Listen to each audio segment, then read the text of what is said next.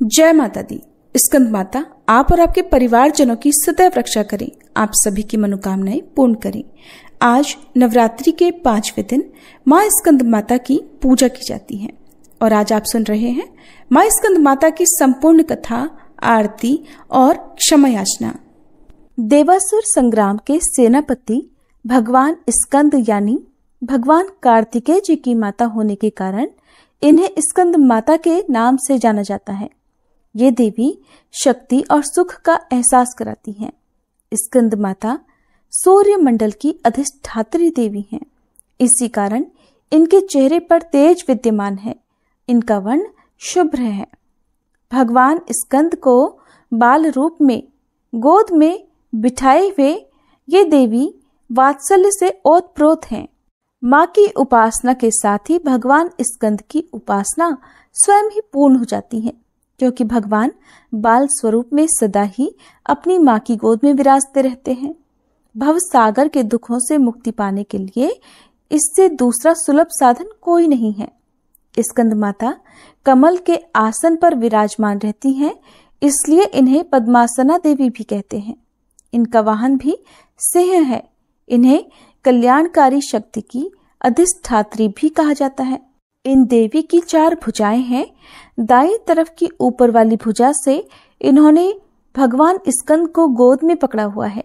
नीचे वाली भुजा में कमल का पुष्प धारण किया हुआ है। बाईं तरफ ऊपर वाली भुजा में वर मुद्रा में है और नीचे वाली भुजा में कमल का पुष्प है। देवासुर संग्राम में तारकासुर नाम के दैत्य का वध करने के लिए ही भगवान स्कंद की उत्पत्ति हुई थी। प्राचीन कथा के अनुसार कार्तिकेय जी का जन्म भगवान शिव और देवी पार्वती से दूर सरकंडे के एक वन में हुआ था। उस बालक के 6 मुख थे। उस वन में कृतिकाएं रहती थीं। कृतिकाओं को जब वह 6 मुख वाला बालक मिला तब उन्होंने उसका पालन किया था। इसी वजह से बालक का नाम कार्तिकेय पड़ गया। भगवान शिव और देवी पार्वती से दूर रहकर वह बालक अब बड़ा होने लगा। कृतिकाएं बहुत अच्छी तरह से बालक का ध्यान रखती थीं। एक दिन शिव जी को अपनी संतान के बारे में पता चला। संतान के बारे में जानकारी मिलते ही शिव जी ने अपने सेवकों को तुरंत ही सरकंडे के वन में भेजा और बालक को लेकर आने के लिए कहा। शिव जी के दूत वीरभद्र, विशालाक्ष, शंभुकर्ण, नंदीश्वर, गोकर्णाक्ष, दधिमुख आदि सरकंडे के वन में पहुंचे और कृतिकाओं के साथ कार्तिकेय स्वामी जी को लेकर शिव जी के पास वापस लौट आए। कार्तिकेय जी कैलाश पर्वत पर पहुंचे तो सभी बहुत प्रसन्न हुए। शिव जी और देवी पार्वती ने बालक को गले से लगाया और उसे बताया कि तुम हमारी संतान हो। शिव जी पार्वती जी ने कार्तिकेय को परिवार का महत्व समझाया और परिवार के साथ ही समाज की भलाई के लिए काम करने की सीख दी। तब शिव जी ने कार्तिकेय जी से कहा कि तुम बहुत वीर हो, इसलिए पुत्र आज से तुम्हें देवताओं का सेनापति नियुक्त किया जा रहा है। उस समय तारकासुर नाम के दैत्य ने बड़ा आतंक मचा रखा था और उसे वरदान मिला हुआ था कि उसका वध भगवान शिव के पुत्र द्वारा ही होगा। तब देवताओं ने कार्तिकेय जी को देव सेना का सेनापति बनाया और स्कंद माता ने उन्हें युद्ध कौशल की शिक्षा दी। युद्ध भूमि में देवताओं की सेना बिखरी हुई थी। उनके मन में भय था, परंतु कार्तिकेय ने सबको उत्साहित किया। भय मत करो देवों, आज अधर्म का अंत होगा। संगठित हो जाओ क्योंकि विजय निश्चित है। और उनके इस प्रकार उत्साहवर्धन से देवताओं में खोया साहस लौटा। जब युद्ध आरंभ हुआ तो राक्षस सेना चारों ओर से गरजी। तारकासुर स्वयं पर्वत समान विशाल होकर रणभूमि में आया। कार्तिकेय ने अपने दिव्य भाले से उस पर आघात कर दिया। भीषण संग्राम हुआ। आकाश कांप उठा और आखिरकार कार्तिकेय जी ने अपनी शक्ति अस्त्र से तारकासुर का वध कर दिया। देवताओं ने प्रसन्न होकर उन्हें शक्तिधर और देव सेनापति की उपाधि दी। स्कंद माता का स्वरूप अत्यंत शांत और सौम्य है। उनकी गोद में विराजते बालक कार्तिकेय स्वयं विजय और शौर्य के प्रतीक हैं। उनकी उपासना से भक्त को संतान सुख मिलता है। जिन्हें संतान सुख की कामना है, जीवन से शत्रु और भय दूर होते हैं। मन को पवित्रता, साहस और धैर्य की प्राप्ति होती है। घर परिवार में सुख शांति आती है। स्कंद माता सिखाती है कि मातृत्व केवल करुणा नहीं देता, बल्कि संतान के माध्यम से संसार के कल्याण का मार्ग भी प्रशस्त करता है। और भगवान कार्तिकेय जी ये सिद्ध करते हैं कि जहां धर्म की रक्षा का संकल्प हो वहां विजय अवश्य होती है। इस प्रकार स्कंद माता की कथा समाप्त होती है। आज मां मनसा देवी की कथा भी सुनने का विधान है, तो अब आप सभी श्रोतागण मां मनसा देवी की कथा भी सुनिए। कहते हैं कि भगवान शिव की 3 पुत्रियां हैं, अशोक सुंदरी, ज्योति या मां ज्वालामुखी और देवी वासुकी या फिर मां मनसा। और नवरात्रि के दिनों में भक्त मां मनसा देवी के दर्शन करने के लिए भी पहुंचते हैं। इन्हीं में से शिव जी की तीसरी पुत्री यानी वासुकी देवी को माता पार्वती जी की सौतेली पुत्री माना जाता है। पुराणों में नागों का विशेष महत्व बताया गया है। भगवान श्री विष्णु की शैया के रूप में शेष नाग का नाम आता है, तो ये भी मान्यता है कि शेष नाग के फन पर ही ये संपूर्ण पृथ्वी टिकी हुई है। भगवान कृष्ण द्वारा यमुना जी में निवास करने वाले कालिया नाग को वश में करने की कथा तो आप सभी जानते हैं, लेकिन कहते हैं कि श्री कृष्ण ने कालिया को कुश से नाथा था, जिसके प्रभाव से कुश में आज भी विष का अंश माना जाता है और ग्रामीण अंचलों में आज भी नाग पूजा में कुश का उपयोग किया जाता है। बहुला विषहरी की कथा शुरू होती है 5 बहनों मैना, बिहुला, भवानी, विषहर और पद्मा से। कहते हैं कि एक बार भगवान शिव सौंदर्य के तालाब में स्नान कर रहे थे। इसी दौरान उनकी जटा से 5 बाल टूट गए और इन्हीं जटाओं के 5 टूटे बाल से जन्म हुआ 5 बहनों का। ये 5 बहनें मृत्युलोक में अपनी पूजा कराने की इच्छा रखती थीं। तब उन्होंने भगवान शिव से कहा कि हम चाहती हैं कि हमारे लिए भी लोग पूजा करें, लेकिन भगवान शिव ने मना कर दिया और कहा कि पूजा पाने के लिए देवताओं की तरह कार्य करने होते हैं, जन कल्याण करना होता है। तब उन 5 में से एक ने तो भगवान शिव की बात मान ली। अब दूसरी सोचने लगी कि पता नहीं वह लोगों का भला कर भी पाएगी कि नहीं। एक न इधर की रही न उधर की, यानी कि वो कोई फैसला ही नहीं कर पाई। फिर एक ने सोचा जो और बहनें कर लेंगी तो वो भी वही करेगी, लेकिन एक ने तो ठान लिया कि चाहे कुछ भी हो जाए वो तो पूजा लेकर ही रहेगी। तब भगवान शिव ने उसे अपने भक्त चांद अर्थात चांदी सौदागर के बारे में बताया। उन्होंने कहा, चांद सौदागर अगर तुम्हारी पूजा मान लेगा तो सब तुम्हें पूजा देने लगेंगे, जाओ प्रयास करके देख लो। ये सुनकर विषहरी चांद सौदागर के द्वारे चली। चारों बहनें भी उसके पीछे पीछे चलने लगी। विषहरी ने चांद सौदागर से पूजा की मांग की, लेकिन चांद सौदागर ने इसे ठुकरा दिया। इस अपमान से क्रोधित होकर विषहरी ने बदला लेने का निश्चय किया। वह जब जो चाहे भेष बदल सकती थी। तब उसने एक ब्राह्मण का वेश धारण किया और चांद सौदागर के पास जाने लगी।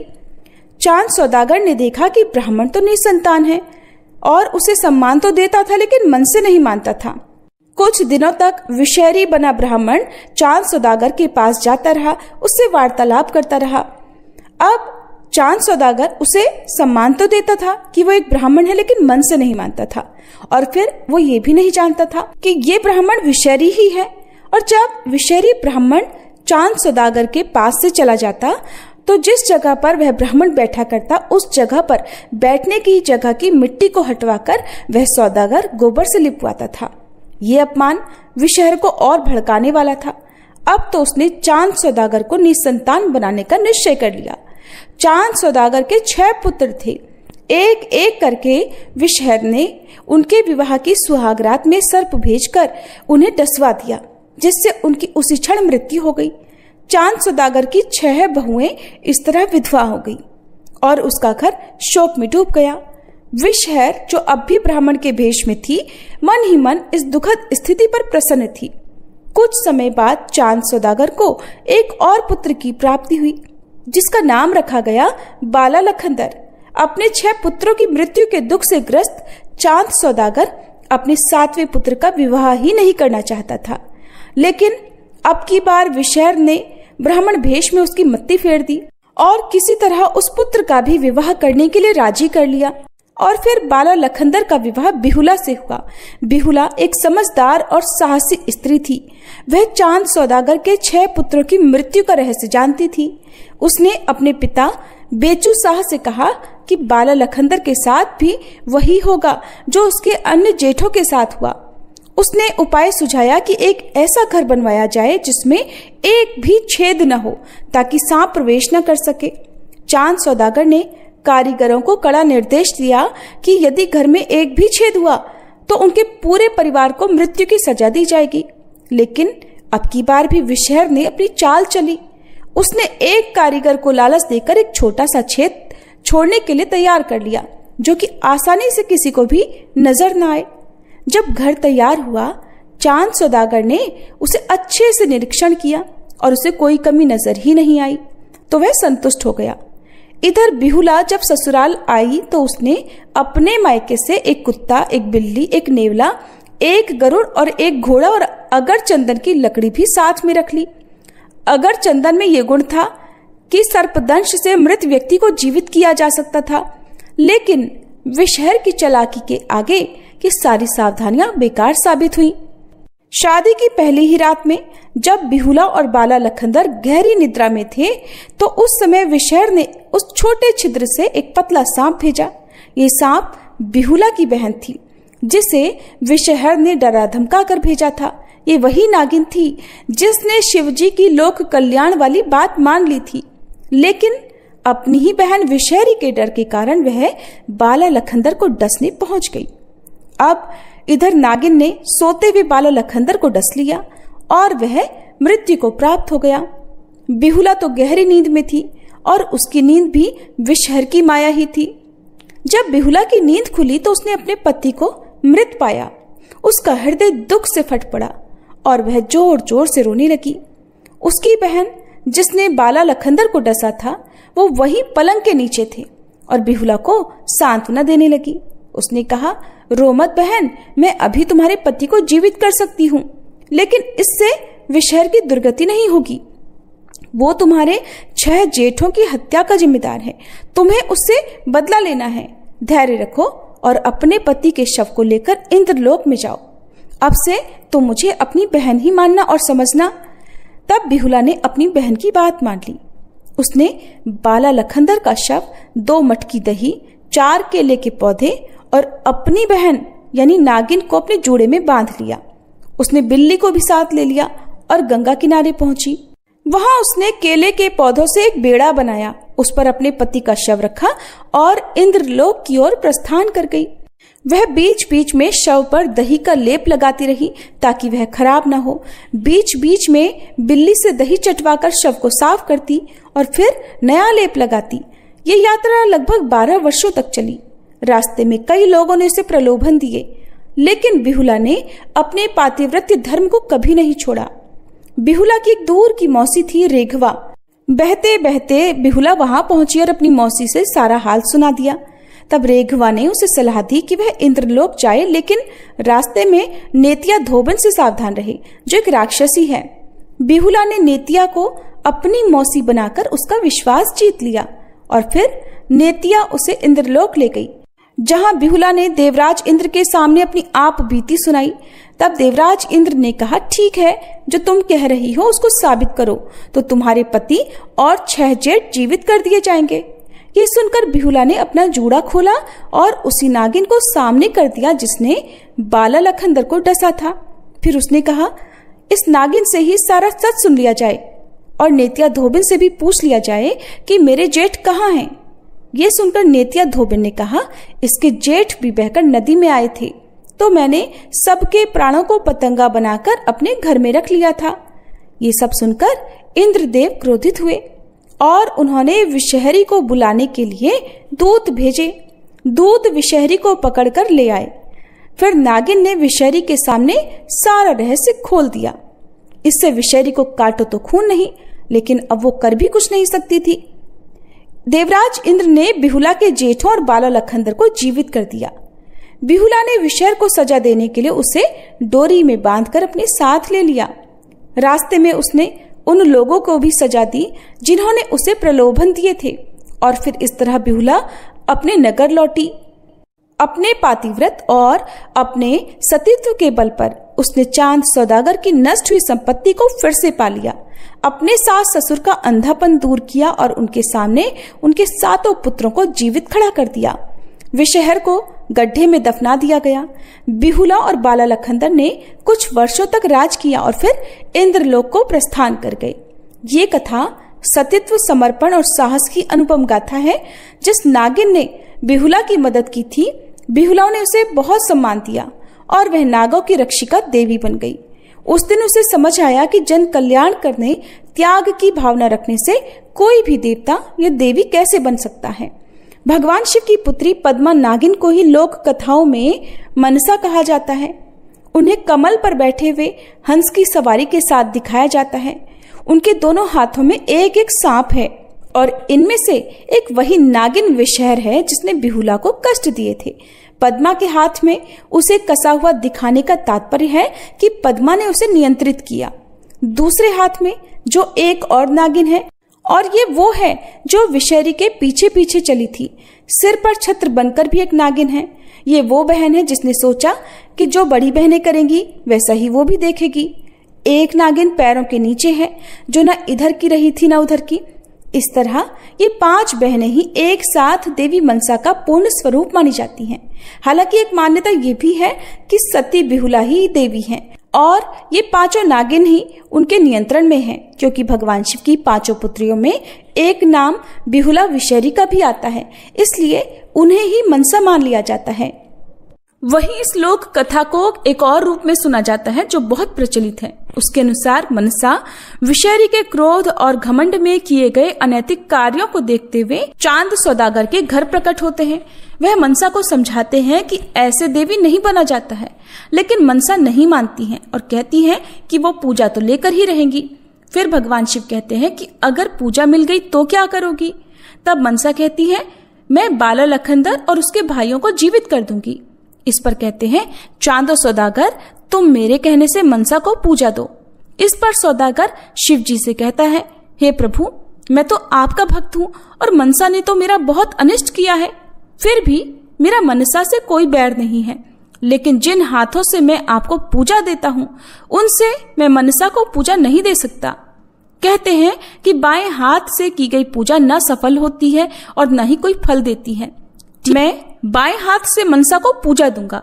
इस तरह चांदो सौदागर बाएं हाथ से मनसा को अक्षत, पुष्प, रोली और कलावा चढ़ाता है। बाएं हाथ से जल देता है और बाएं हाथ में ही पकड़कर आरती भी करता है। मनसा इससे भी प्रसन्न हो जाती है। तब शिव जी कहते हैं, अब अपने वादे के अनुसार सबको जीवित कर दो। मनसा हाथ उठाकर सबको जीवित करने का प्रयास करती है, लेकिन कर नहीं पाती। तब वह हार कर भगवान शिव के चरणों में गिर जाती है। तब भगवान शिव कहते हैं कि किसी को अभय देना कोई चमत्कार नहीं है। देवता शक्तियों से नहीं बल्कि अपने कर्तव्यों के कारण पूजे जाते हैं। अब मनसा को समझ आ जाता है कि वो क्या गलती कर रही थी। तब वह सभी से क्षमा मांगती है और तपस्या के लिए चली जाती है। तब भगवान शिव चांदो सौदागर के पूरे परिवार को जीवन दान देते हैं और बिहुला को उसके सतीत्व के कारण देवी का दर्जा देते हैं। उधर तपस्या के बल पर मनसा भी सात्विक बुद्धि की होकर जन कल्याण में जुट गई और लोगों का कल्याण करने लगी। अपनी विष हरने की शक्ति के कारण ही वह विषहरी देवी बन जाती हैं और मनसा के नाम से पूजनीय हो गई। आज भी मनसा देवी की पूजा बाएं हाथ से ही करने की मान्यता अधिक है। प्रेम से बोलिए मनसा देवी की जय। अब सुनिए श्री दुर्गा चालीसा पाठ और आरती। नमो नमो दुर्गे सुख करनी, नमो नमो अम्बे दुख हरनी। निरंकार है ज्योति तुम्हारी, तिहु लोक फैली उजियारी। शशि ललाट मुख महाविशाला, नेत्र लाल भ्रकुटी विकराला। रूप मातु को अधिक सुहावे, दर्श करत जन अति सुख पावे। तुम संसार शक्ति लय कीना, पालन हेतु अन्न धन दीना। अन्नपूर्णा हुई जगपाला, तुम ही आदि सुंदरी बाला। प्रलय काल सब नाशन हारी, तुम गौरी शिव शंकर प्यारी। शिव योगी तुम्हारे गुण गावे, ब्रह्मा विष्णु तुम्हें नित ध्यावे। रूप सरस्वती को तुम धारा, दे सुबुद्धि ऋषि मुनिन उबारा। धरियो रूप नरसिंह को अम्बा, प्रगट भई फाड़ कर खम्बा। रक्षा करी प्रहलाद बचायो, हिरणाकुश को स्वर्ग पठायो। लक्ष्मी रूप धरो जग माही, श्री नारायण अंग समाही। क्षीर सिंधु में करत विलासा, दया सिंधु दीजे मन आसा। हिंगलाज में तुम ही भवानी, महिमा अमित न जात बखानी। मातंगी अरुधुमावती माता, भुवनेश्वरी बगला सुखदाता। श्री भैरव तारा जगतारिणी, छिन्न भाल भव दुख निवारिणी। के हरि वाहन सोह भवानी, लांगुर वीर चलत अगवानी। कर में खप्पर खड्ग विराजे, जाको देख काल डर भाजे। सोहे अस्त्र और त्रिशूला, जाते उठत शत्रु ही शूला। नगर कोटि में तुम ही विराजत, तिहु लोक में डंका बाजत। शुंभ निशुंभ दानव तुम मारे, रक्त बीज शंखन संहारे। महिषासुर नृप अति अभिमानी, जहि अघभार मही अकुलानी। रूप कराल कालिका धारा, सेन सहित तुम तिहि संहारा। परिगाढ़ संतन पर जब जब, भई सहाय मातु तुम तब तब। अमरपुरी अरुबा सब लोका, तब महिमा सब रहे अशोका। ज्वाला में है ज्योति तुम्हारी, तुम्हें सदा पूजे नर नारी। प्रेम भक्ति से जो जस गावे, दुख दारिद्र निकट नहीं आवे।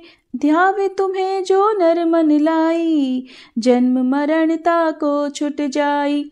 जोगी सुर मुनि कहत पुकारी, योग न हो बिन शक्ति तुम्हारी। शंकर आज रज तप कीनो, काम अरु क्रोध जीत सब लीनो। निषदन ध्यान धरो शंकर को, काहु काल नहीं सुमिरो तुमको। शक्ति रूप को मरम न पायो, शक्ति गई तब मन पछतायो। शरणागत हुई कीर्ति बखानी, जय जय जय जगदम्ब भवानी। भई प्रसन्न आदि जगदम्बा, दई शक्ति नहीं कीन विलंबा।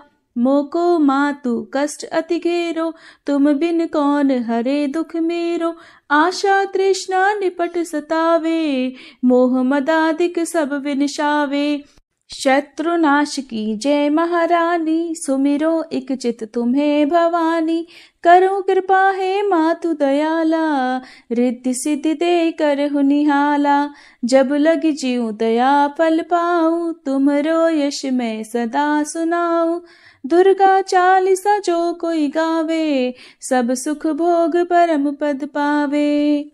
श्री दुर्गा चालीसा समाप्त।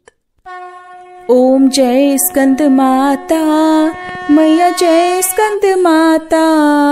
परम सुखदाई मैया, तुमसे सुख आता। ओम जय स्कंद माता। शक्ति स्वरूपा माता, मोक्ष भक्त पावे।